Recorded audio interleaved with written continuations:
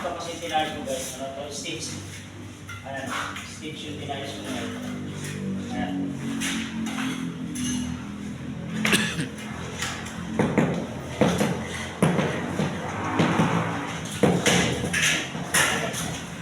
Stitches ito yung ginawa natin ngayon.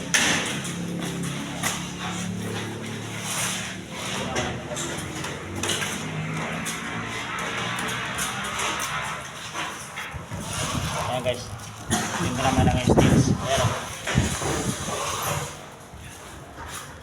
Ayan. Meron siyang 8 ang height yan guys. Bago doon, meron din kami yung tambo. Ayan.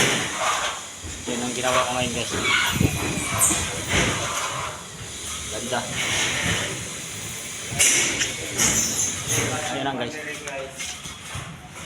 3 tiles po yung buo doon guys. Bali 180 yung height na yan.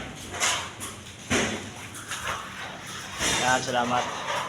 God bless.